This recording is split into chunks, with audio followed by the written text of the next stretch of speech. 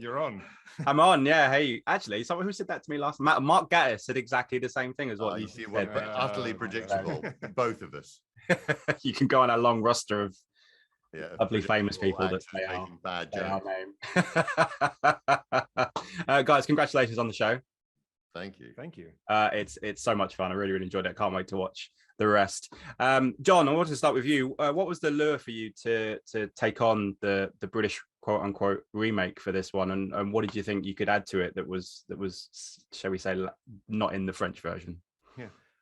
Well, the lure was, I mean, obviously the privilege really of being invited to play with something that was already so incredibly brilliant. I was a big fan of the show before you know I had the first cup of coffee about this, so that was the attraction. I mean, it comes with an equal amount of you know anxiety, really, because you feel a huge, from the beginning, from the very first thought about it, you feel a huge responsibility to the French show and to the fans of the French show to not mess this up. So it was daunting and exciting in equal measure. And then in terms of what one could bring to it, you know, in adapting it, I mean, I think it's a bit like it's a bit like being given responsibility for a very valuable and exotic plant, which is growing beautifully in some soil, and saying, well, okay, we've got to transplant it into a very different soil. That's not a very good analogy, actually, but some things don't read across. They just don't into our culture. And tonally, this show was always going to be different. It had to be different. So we were trying to bring those that like the French show with us. But also this show was always going to feel different because British people are very different. They don't, you know, we're very poor, I think, at saying what we mean when it comes to our feelings. It's just part of growing up in the British culture, which I don't think is part of what's so attractive and stylish about the French show and about that French life as shown in it, is their kind of the incredible stylishness with which they argue or fall in love, and it's all out there on the surface, and it's passionate, and it's so beguiling and so attractive. But for better or worse, probably worse, we don't move like that in this country. And so as a writer, I'm always very interested in the gap between what's being said apparently or what's being done and what the truth of that moment really is.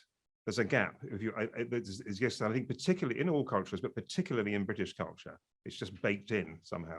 And in that gap, I think, lies all the good stuff: the comedy, the pathos, the drama. And you need a really, really good set of actors who are giving you access to stuff that's not actually on the page or not on the screen. So that, you know, Jack was saying that he has lots of lines which are just the word right, as someone said, you know. But there are many different versions of that, and sometimes it's it's buying a bit of time. Sometimes it's disapproval. Sometimes it's anxiety that's covered up. Sometimes it's enthusiasm that's covered up. And you need the absolute A-list of actors to do that, because they haven't got long speeches where they say what they mean.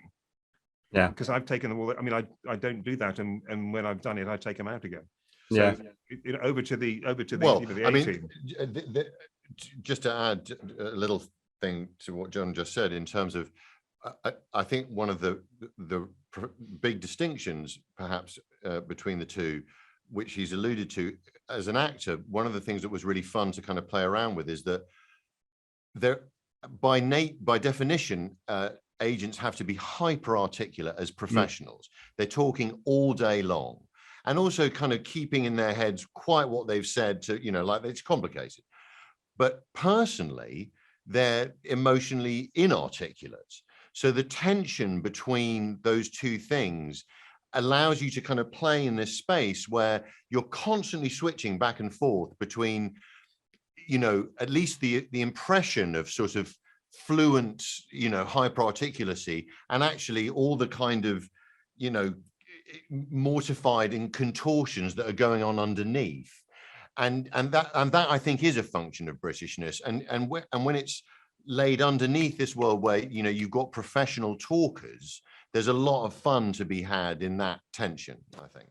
Yeah, my next question actually was going to ask you, Jack, about the art of the right acting, because it is a very British thing, and as John said, it doesn't necessarily just mean the word. There's a lot of emphasis in very different ways. It doesn't. But again, as an actor, it's such a joy when you have scripts where the writer has the confidence to give you like one word, because then there's all this space that you can fill, and that allows the audience to do their work. Yeah. Rather than us just telling you everything. It's all in what's underneath it, and also in terms of like comic rhythm as well.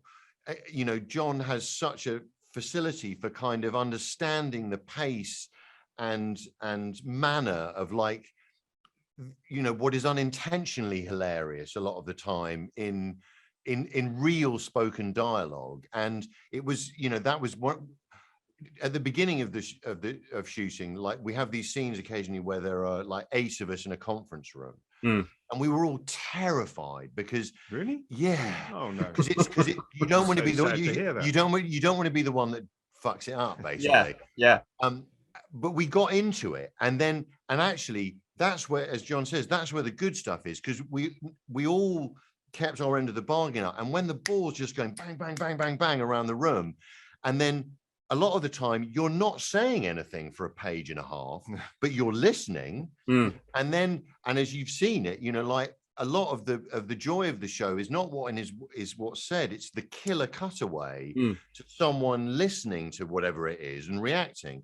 And you can only do that if there's space. And so, that's all thanks to John. But the precision, it's an interesting thing, it just occurs to me whilst you were talking, that as a director, something I've learned over the years is it's with those long scenes with lots of people chipping in with one word here, one word there.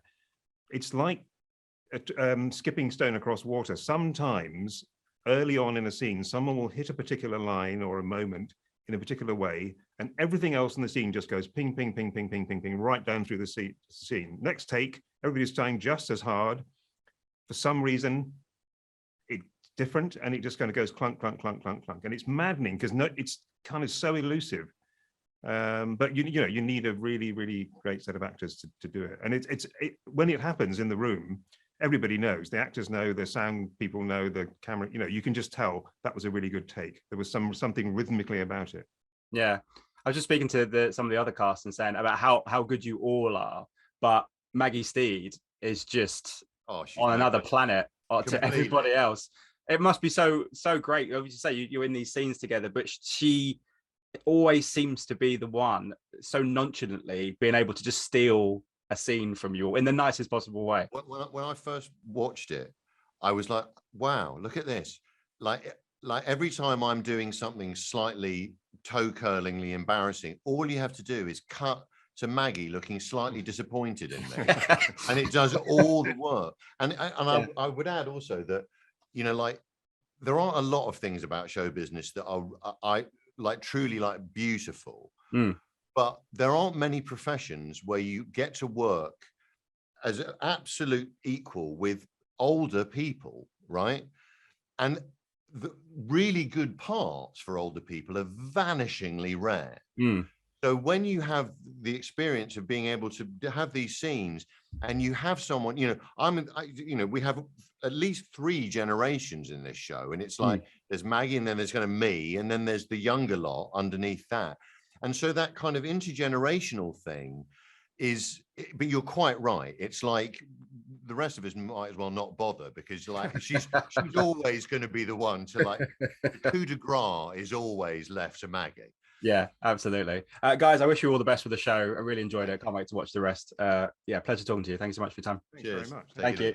Ladies and gentlemen, you're watching Hey You Guys!